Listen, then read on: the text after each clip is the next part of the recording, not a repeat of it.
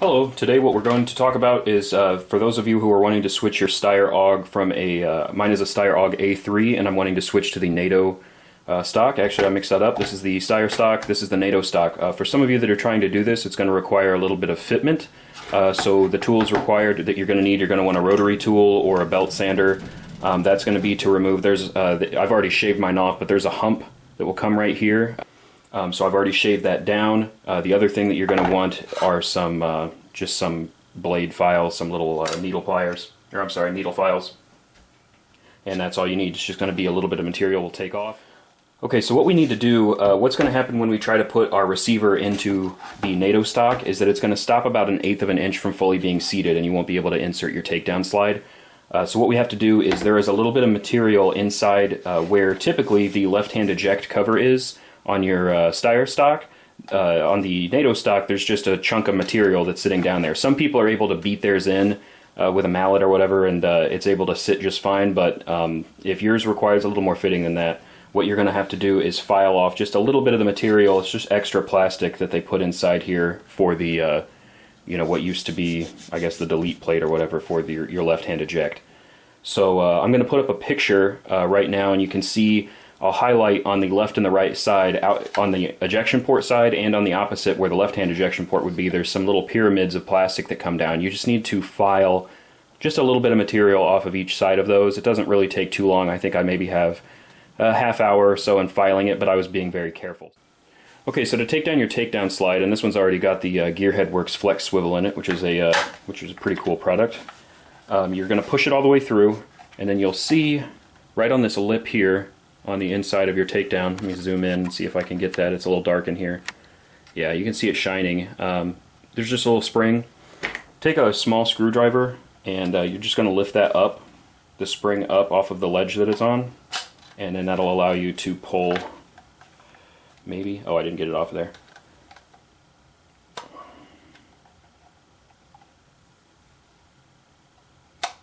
There we go. That'll just allow you to pull this assembly out. So then what you can do, see if I can, okay, so here you can hopefully kind of see those pyramids of plastic coming down over where your left-hand ejection port would be, which is about right over here on the inside. So what you're going to do is take a file. This one is flat on all sides, which is nice. There's no, any kind of shape to it. You can actually reach up through where your takedown slide is with these files. And the movement that I was using was just kind of like this as a pivot, as opposed to sawing at it, mostly for fear of I didn't want to start sawing away and changing the dimensions of the hole that the takedown slide goes through. But that'll work on both sides. So you can just stick this in there and just slowly kind of work at it like that, and then obviously the same will work on the opposite side. Like that. You'll just pivot and file some of that away. Mine didn't take too much. What it's doing is when you're trying to slide it all the way back in there, is that it's just crashing on this little lip of your receiver right there, and I believe over here as well. Okay, so let's go ahead and get our takedown slide back in. You're going to arrange it like this. Notice you've got the shorter end, I guess, of the takedown slide right there. You'll set your spring in there just like that. Hold the stock upside down and just kind of we'll get it under the lip there. And this is going to take just a little bit of finesse. You will kind of half push in on this, as well as kind of half pushing in on the spring, and eventually, hopefully around the middle, you'll hear, once you push the spring in, there you go, it will, there you go. You can just kind of help it grab on that lip right there. So we'll go ahead and then just put this back together and it should all be good to go.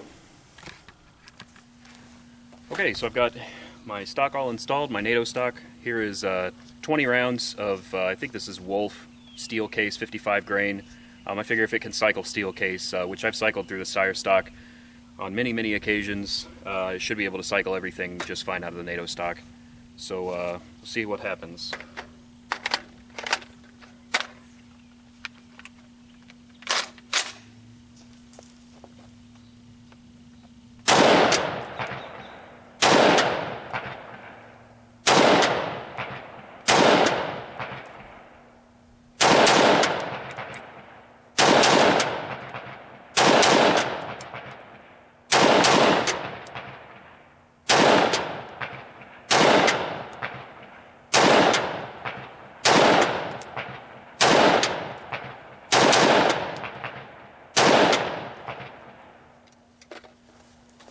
there we go. Looks like it works okay. One thing I will notice is that or I'll note to you guys anyway, is that the factory, from the factory, the NATO stock doesn't have any lubrication on it, so you will need to lubricate the trigger pack. Speaking of the trigger pack, if you want, stay tuned for my next video on the Steyr AUG, which is going to be installing some 2020 precision parts, including the sear pack, the fore rail, and yeah.